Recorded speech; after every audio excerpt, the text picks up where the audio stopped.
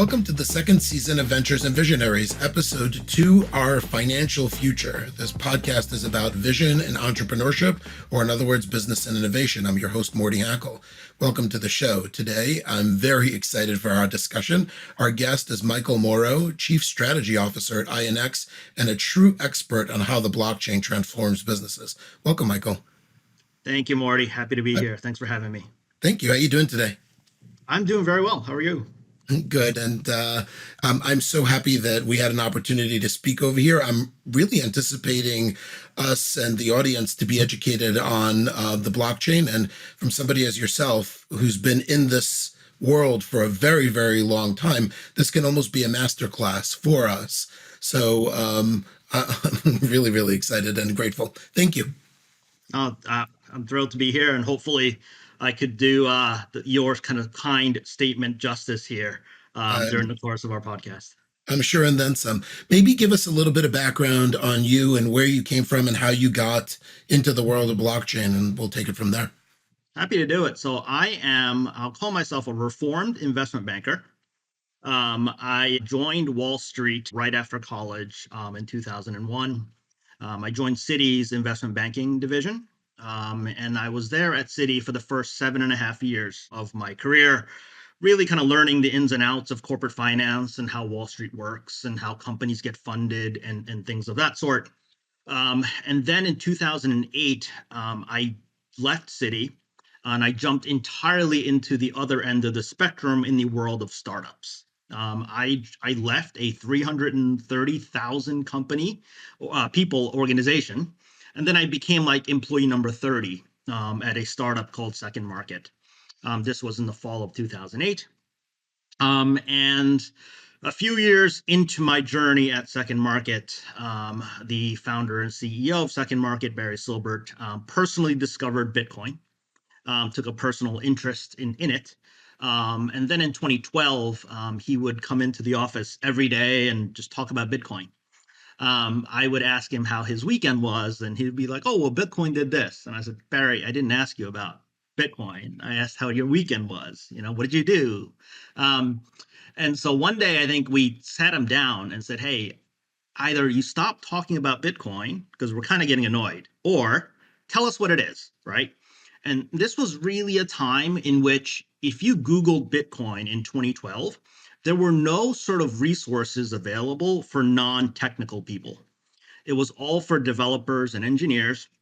For the layman, for the business folks, it was a completely different language. And so we really had to get that tutorial on what Bitcoin was. And as Barry kind of explained it to us, we said, all right, maybe this could be it. And so we started actually trading Bitcoin in early 2013. Kind of creating the first over-the-counter institutional trading desk for Bitcoin at a time in which no one was doing this. And certainly kind of happy to kind of get into that story a little bit later. But that took me down into the crypto journey, which led me to being CEO of a company called Genesis.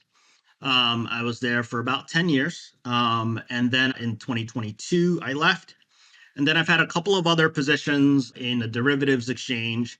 And for about the past year, I've served as the chief strategy officer at a company called INX, which is, think of it as a NASDAQ 2.0 that trades tokenized forms of stocks and bonds and funds alongside a crypto exchange. In the idea of why do you need two different accounts to buy Bitcoin and a stock? Why couldn't you do this under one platform? So that's kind of what INX currently represents. That's really, really cool. And thank you for sharing your story. I think you and I overlapped in some of these, in some of those days. And those days were certainly super exciting. Maybe can you share some of the early challenges and a couple of war stories just to give us a little bit of a flavor of what I'm going to call it the Wild Wild West was in 2012 or 2013. Today's show is sponsored in part by Pax8. Technology is evolving, and Pax8 is here to help you stay at the forefront of change. Using the power of data and AI, MSPs can take advantage of what the future holds. Pax8 lives at the intersection of community, education, and marketplace innovation. And whatever your goal is, will get you there. Get started at pax8.com. That's PAX number 8.com. Happy to. So, think, when we got started in 2013, Bitcoin was somewhere between $80 to $100, right? And obviously, the initial adopters of things like Bitcoin were the cypherpunks, right?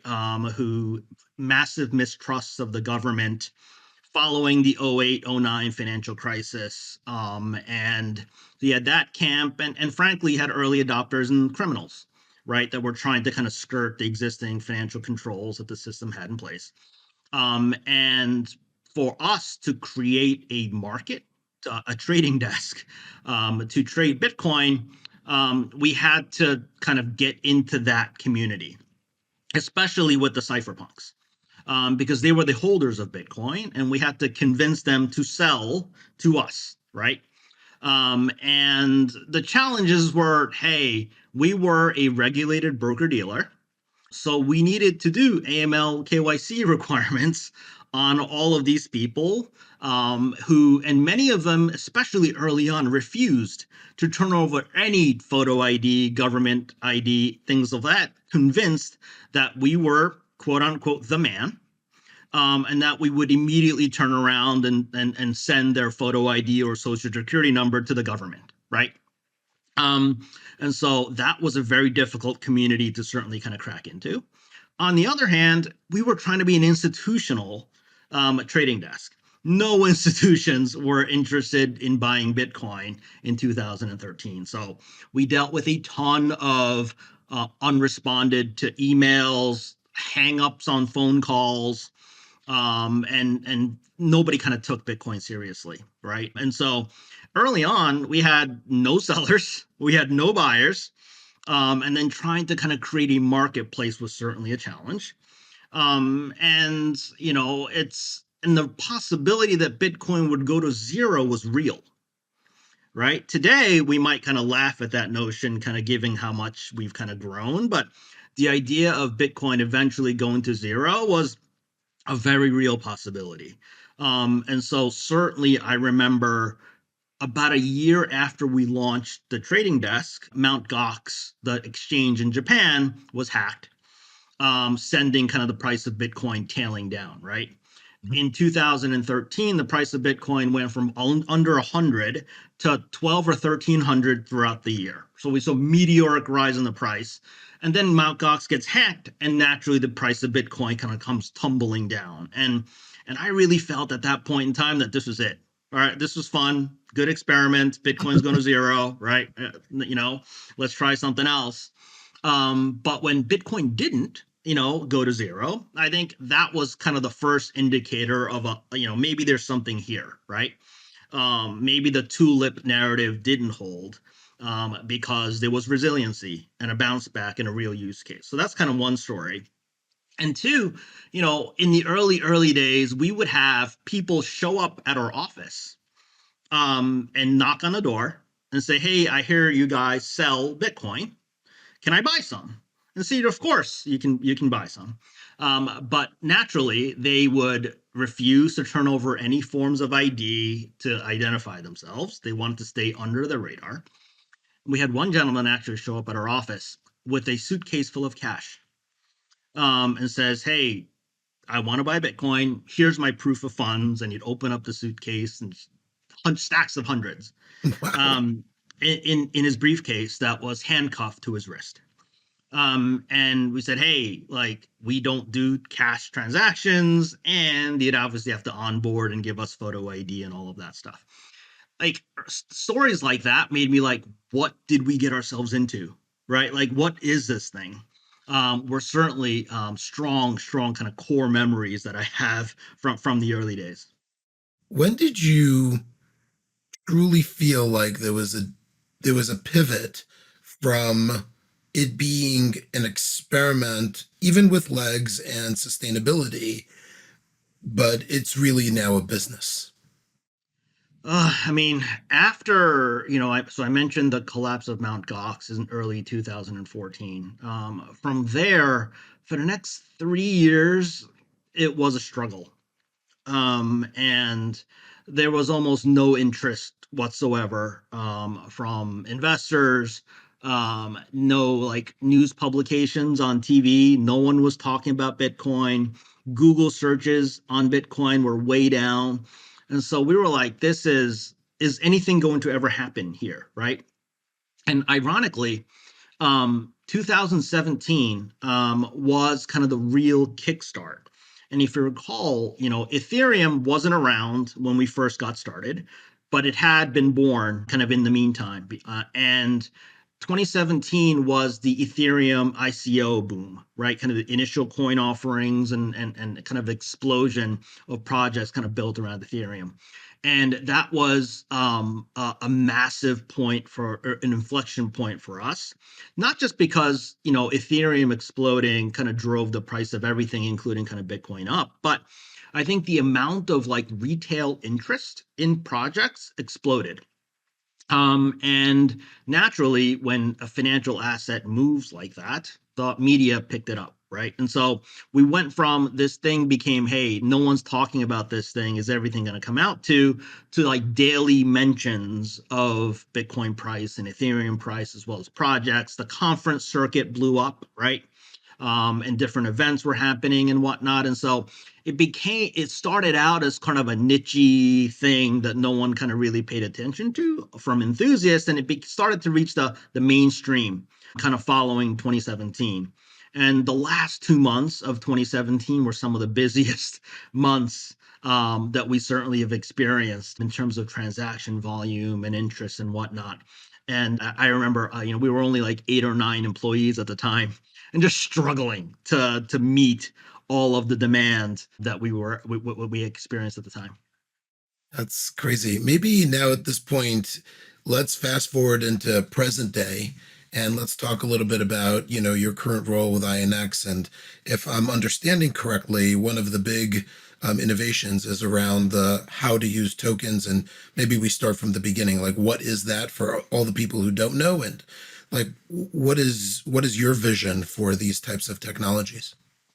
So it's funny. After the ICO boom happened in 2017, um, I think there were lots of people who certainly envisioned that, hey, yes, crypto is kind of the initial use case of blockchain technology, but how else can we apply that technology, right? How do we take blockchain and kind of incorporate that into existing financial asset classes? And naturally, people focused on stocks and bonds. How do we put traditional securities on chain? And what are the benefits and the drawbacks of ultimately kind of like doing that, right?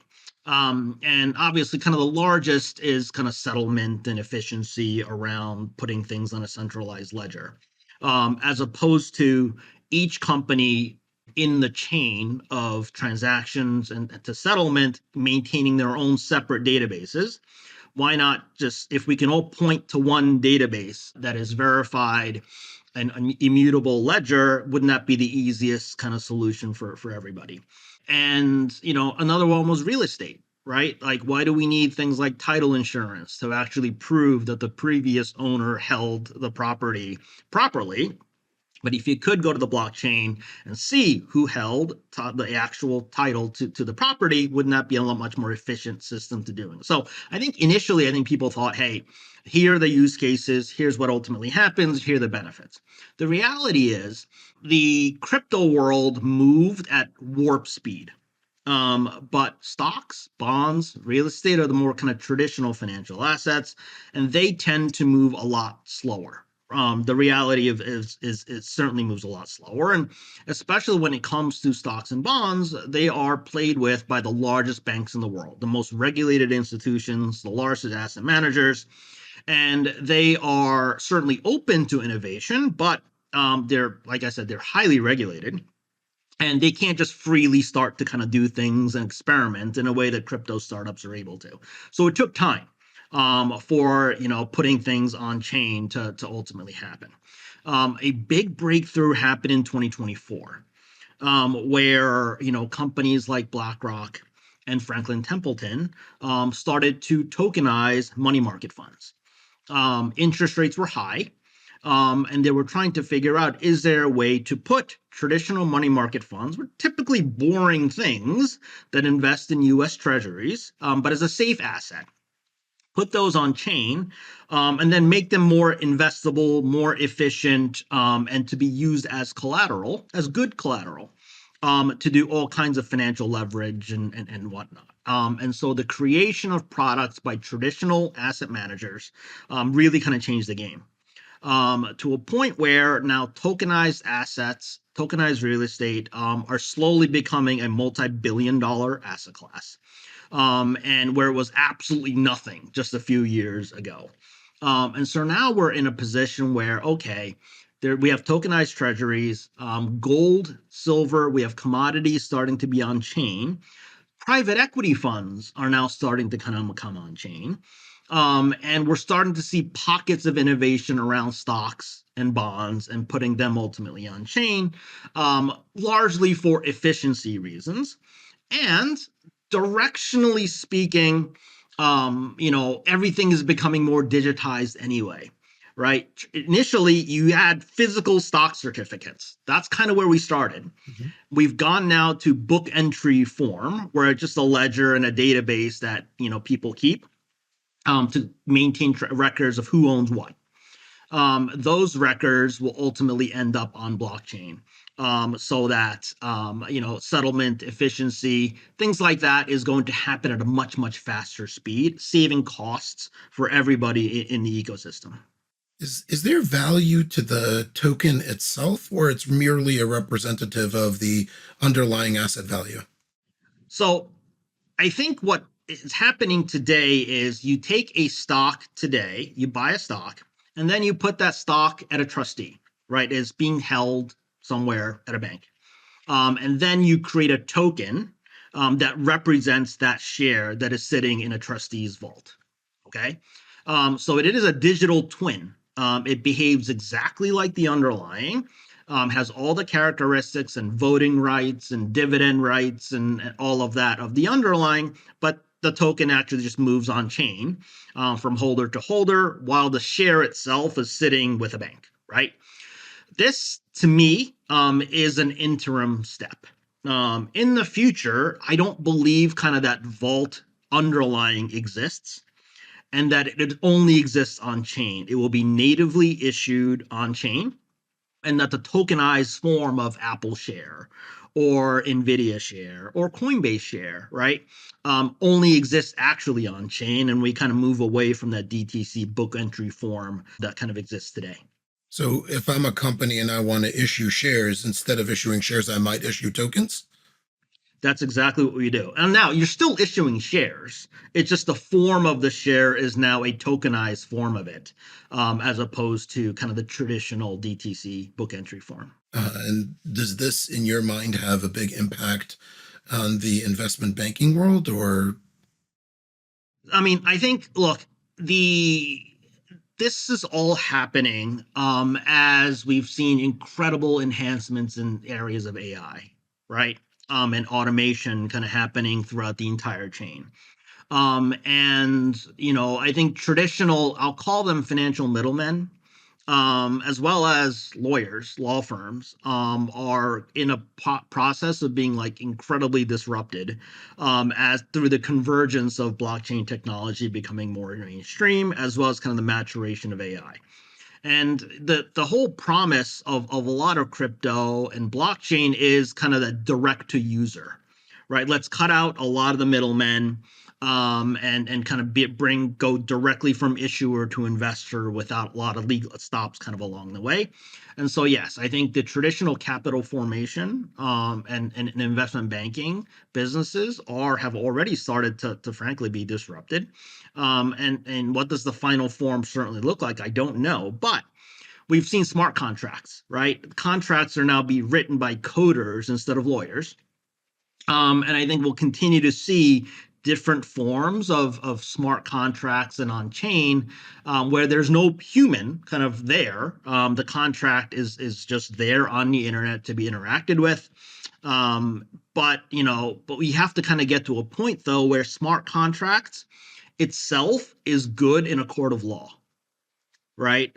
Where judges and lawyers are able to opine on the validity of smart contracts in a legal setting, as opposed to kind of a blockchain setting. Um, and I always find it fascinating because if a coder puts a smart contract on chain, and then something goes wrong, who's liable? Right? Who is the legal counterparty? And typically in smart contracts, there's no company, right? It's just code on the internet. And so I'm really kind of fascinated to see, especially institutions who typically like traditional legal contracts, because if something goes wrong, you can point a finger at somebody and say, you messed up. I'm taking you to court. How do you do that in a smart contract situation?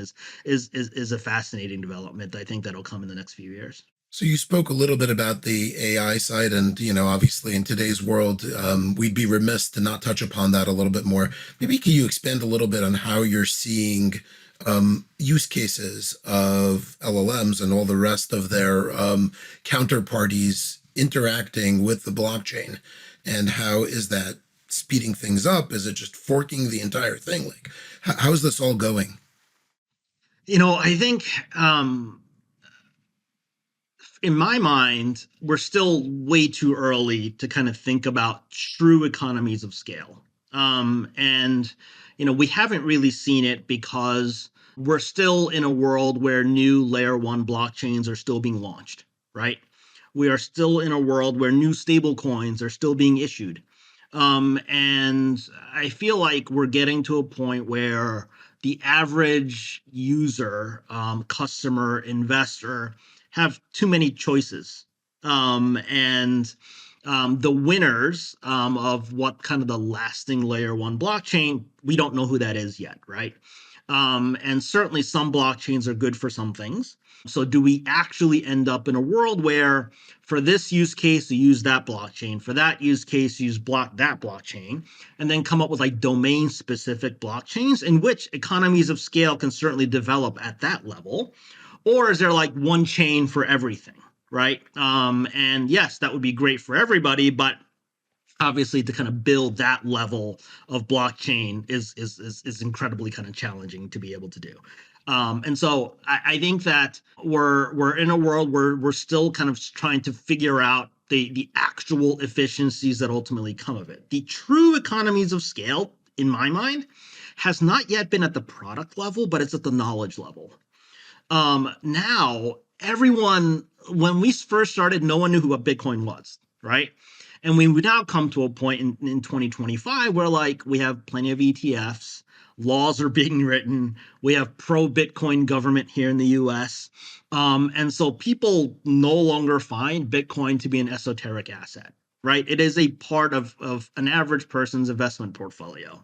And so I feel like, and the concept of having digital wallets has become normal, right?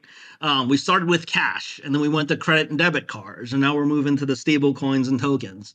That level of, hey, this is kind of way the world works today. And digital wallets, once people have an understanding of a digital wallet, that economies of scale on the knowledge level of new things that are happening on chain, I think becomes certainly easier for people to understand. And for people who are not necessarily that savvy, they can certainly use mainstream investment locations and have their digital wallet custodied by somebody else. Is that not correct? Absolutely, absolutely. But to me, so today, obviously, investors have the option to use a crypto custodian, just in case you don't want to kind of maintain your own wallet. Going forward, I'm trying to think of when my kids are older. Right. My kids are going to grow up. They're young today, but in a world where like Bitcoin exists, Ethereum exists, all these hundreds of tokens exist, and the idea of having, your keys to your wallet is going to become normal for them. Right. And I can see a world as kind of tokenization picks up where you can have your own wallet that you control that holds your Apple shares, your S&P 500 shares, and your blockchain and your blockchain assets all in your digital wallet in a tokenized form. And that'll be perfectly normal, within the next decade. So, the vision that was talked about, say, a decade ago of, going into a Starbucks and buying a cup of coffee on Bitcoin that doesn't appear to have materialized, you think may materialize, but in a different format. My guess is it won't be Bitcoin as kind of the payment, right? Obviously, kind of Bitcoin was payments was the initial use case, and the Satoshi white paper and peer-to-peer payments and things of that sort. Today, we're certainly hoping for exemptions to the de minimis tax accounting rule, but today it requires you to think about, hey, what was the price of Bitcoin I bought it at? And what was the price of Bitcoin at the time I spent it to buy the Starbucks coffee? Uh-huh. And whether you experienced a gain or a loss, and that difference is a reportable tax event. And so the accounting side is actually what's preventing largely folks from actually being able to kind of spend Bitcoin, right? So this To isn't kind of keep even track of it. this isn't even about the speed of the blockchain being able to process. No, not at all. This is more like IRS rules here in the U.S. that asks you to kind of keep track of your cost basis versus when you realized the sale of Bitcoin when you bought the coffee. And figuring out how to report that is a massive How do challenge, I'd imagine. yeah, how would you keep track of that? I think is a challenge for people. Right, right. Interesting. Maybe at this point, it's a good idea to pivot since we're talking about, a general use case. And as this becomes much more of a, open and certainly as we think of our children and how they're going to interact with these assets, let's talk about, I guess, from the time where we came with the guy with the suitcase full of cash handcuffed to his wrist to the fact that now this is mainstream. Like, how do, obviously, people clearly trust the asset class because otherwise this wouldn't happen. So, what do you think are the next major hurdles to help improve use and adoption and maybe alleviate or allay fear? I think you know um, the risks in speculation still remain, right? Today, we see thousands and thousands of crypto tokens, right? From Bitcoin and Ethereum all the way on down. And, I feel like everyone is searching for the next Bitcoin.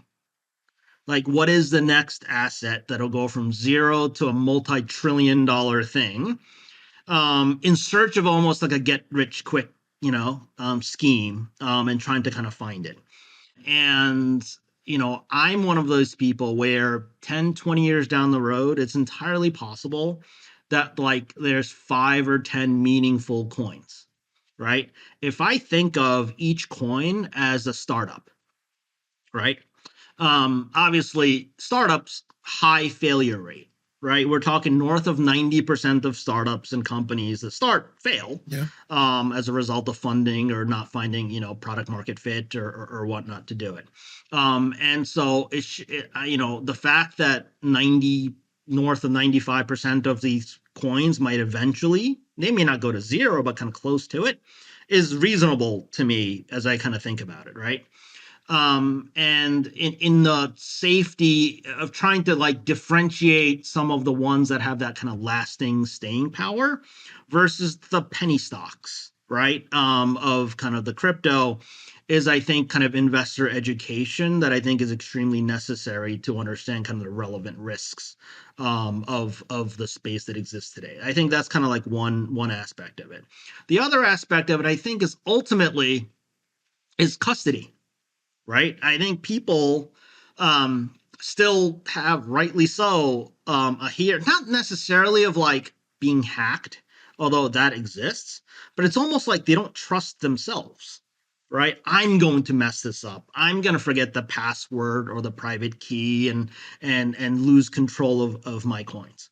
And for this to become even more mainstream, we have to kind of figure out a way to, hey, how do we not alleviate that risk somehow? How do we make this safer for people? And yes, you could trust a third party to hold it for you, but like that also kind of goes against the ethos of Bitcoin and not your keys, not your coins type of principle, right? Mhm. So how do we find kind of the happy medium between self custody and like security and safety? I think those are key elements that ultimately need to be solved for this to get bigger. Interesting. And do you envision, you mentioned that the US government is Bitcoin friendly today. That has not always been the case. Where do you envision the regulatory side of this going? So, certainly for the next couple of years, very favorably. You're 100% correct in that the U.S. faced major headwinds from politicians and regulators in the recent past, and we've seen kind of a complete sea change, right? Kind of in the attitude towards Bitcoin and kind of crypto in the new administration. And so I think for the next few years, I think it'd be very favorable. And obviously, but the question begs itself, like, what happens if the other party wins the next presidential election, right? The kind of the headwinds kind of come back.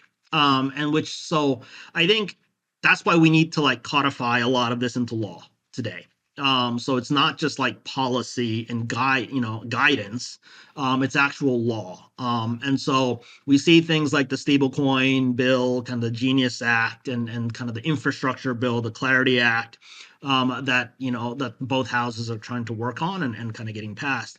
Getting those actually into law will certainly make it difficult, right?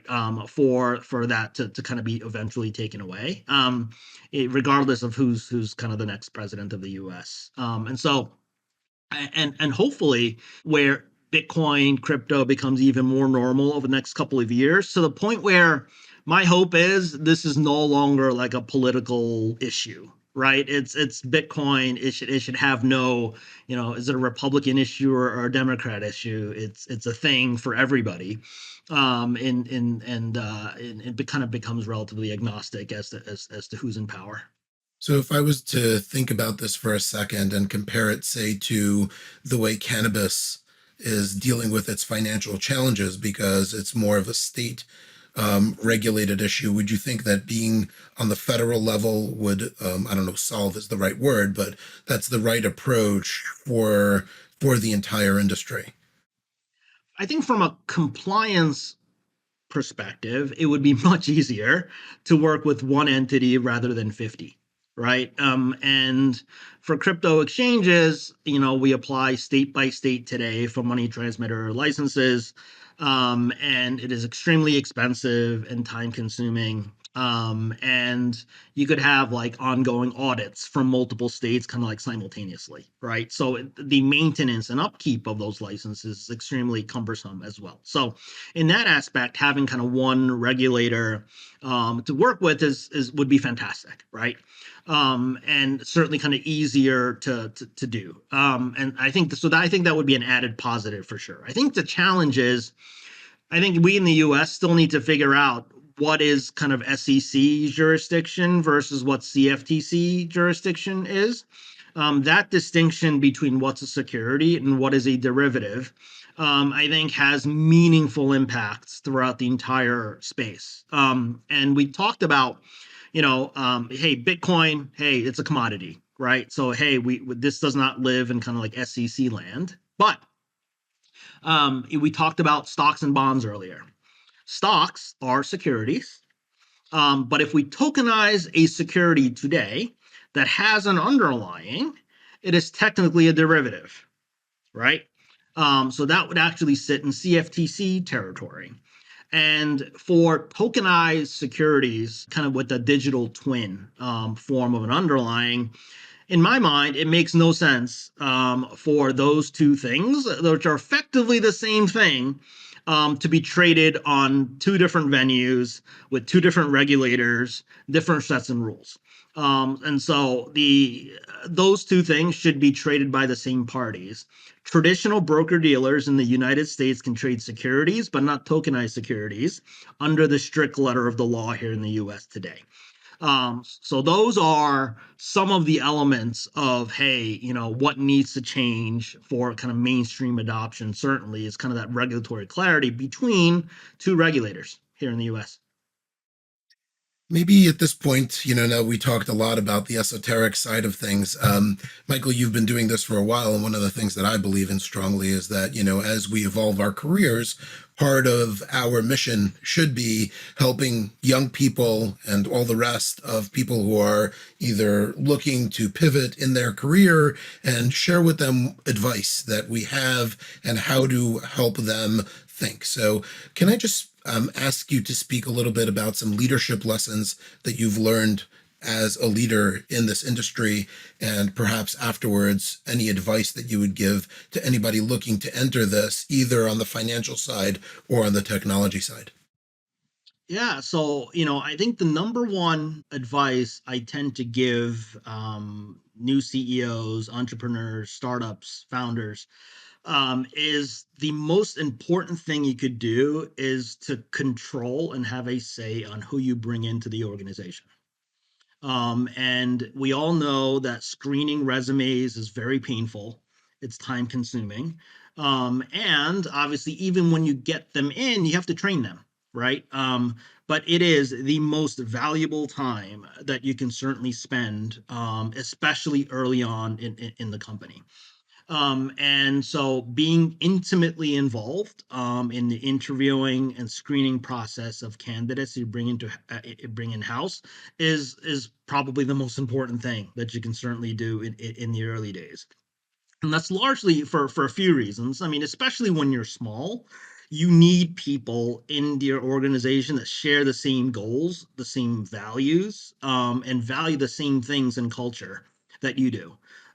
Because as your company ultimately grows, those are the people that are going to become the senior people within your organization, and culture is certainly infectious, right? And so as painful and is as it is, and as much as you would rather spend your time either coding or business development or marketing, you should actually spend the bulk of your time when you're in kind of that growth phase, certainly interviewing and controlling who you bring into the organization.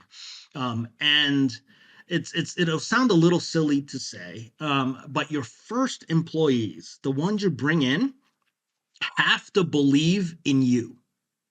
They are coming to the Church of Morty, okay, where they believe. We need to establish the Church of Morty. Go ahead, Michael. Sorry. And because there's no product yet, right? There's no service yet. There's no company really yet. And the only reason they are joining is because they believe in you, the founder and CEO of the company. And so to build kind of that loyal initial employee base that shares your values is kind of the lifeblood of a startup. Eventually, the company is going to develop the product or service, right? There will be some things, and then you will be able to hire and attract and retain talent because of the things you're working on. So it no longer kind of has to be that church of the CEO, right? Where you can start believing in the company and the product more than the CEO. But early on, you really got to find those people that like really kind of work with you. And I think that's a huge key to kind of getting things started. Any other key lessons? I mean, obviously, avoiding the flip side of what you said, would be a good lesson. But anything else that you would, want to share about, something that maybe you wish you could have done differently or thought about differently from the get-go? I obviously like you think you're ready, but you're never really are ready when a crisis hits. And especially if you've had success in your company for a number of years, and you're growing and doing kind of the right things and whatnot, and then like something happens and things go wrong, right? And it's even for a CEO that's been there for a number of years, like until the crisis hits, you actually have no idea how you yourself will even act, never mind how it ends up impacting kind of your employee base. And I think first time CEOs, especially with a relatively kind of like young group, I think there are certainly tons and tons and tons of lessons that I can think about. How would I handle something like that if it were ever to happen again? At the same time, I think there is some value to having mentors, to having a board that has kind of been there, done that, to kind of help you walk through. Here's how I handled it. Maybe this is applicable to your situation. Because if you have nobody around you, like you will just flail like a fish out of water. And that does not help the situation kind of in the slightest, right? And so I would certainly, obviously open communication and whatnot is incredibly important, but it's also the value of when things go wrong, do you have somebody to talk to? Because CEOs, is a lonely position. You cannot share obviously your doubts and fears and what keeps you up at night with your workforce, right? You have to maintain the optimistic, hey, everything's going to be okay, kind of that attitude. I think that's obviously important to doing it, but having kind of that group of people you trust, even if it's only one person, will, I think, certainly make your management a lot easier. Who of us has not gone through challenges? How do you think about self-care? Obviously, if your cup is empty, there's nothing to pour out of. Yeah, it's funny. You know, I was fortunate to have had jobs and positions in companies that I loved. And where, yes, it was work, but it was also fun at the same time. And that largely speaks to the people that you were working with, right? Which kind of and then goes back to the people you brought into the organization. And so for me, in the crypto space, I'm sure even today, like work life balance is not really a thing, right? Like crypto trades 24/7. It has no holidays. It doesn't really care. And price can spike 10, 15%, or it could fall 20, 30% at any kind of given time. And you have to kind of be on call to be able to do it, right? But like for me, knowing that whatever I'm dealing with at that point in time, I'm dealing with people who care just as much as I do, and make it fun. As I think about it, is it goes a very long way. If work feels like work at that point, you will be burned out. There's no question about it. But certainly in my younger years, where I only had work, and as I've gotten married and I've got my three children, just kind of spending even 5-10 minutes being daddy, I think is therapeutic, Mm. from time to time as well. And so again, but it's about people, right? It's whether it's my coworkers and colleagues or family. Those are finding like little escape valves, is incredibly important, even if you don't have the time to play golf or whatnot because you're working. That just having the circle of people you surround yourself with, I think, is incredibly therapeutic. That's really amazing. Do you also have any passion projects, or really like this is currently your focus these days? I between my children and the family and the job, I really don't have too much other things to do, but like that's because I found things I enjoy doing, Ah, right? And so when work becomes your hobby, that's probably the best you can certainly hope it's for. age-old wisdom, right? Right, for sure. And frankly, even when I'm not working, my mind share is largely about crypto stuff and things like that anyway. So my mind naturally kind of gravitates to this, which tells me that I'm in the right space. That certainly kind of keeps me interested and motivated for sure. That's amazing. Michael, thank you so much for joining me today. As a final word, if you want to share with our listeners, if they're looking to connect with you or your firm, what's the best way they should reach out to you? Sure. So I'm on Twitter, under or X, I guess. Michael Moro, just kind of one word. The company's website that I represent, inx.co. And then you can find me on LinkedIn or whatnot. I'm fairly reachable. So happy to chat about tokenization. Happy to chat about crypto, and anything else. Amazing. Ventures and Visionaries is grateful to be sponsored by KJ Technology. KJ Technology approaches technology through a business lens and operations. Their technology advisory, cybersecurity, and proactive process solutions are designed to solve your real-world challenges. For a complimentary consultation, please email info@kjtechnology or call 646-556-6500. You too can find them on LinkedIn or all the rest of the socials. Thank you, everybody, and thank you, Michael.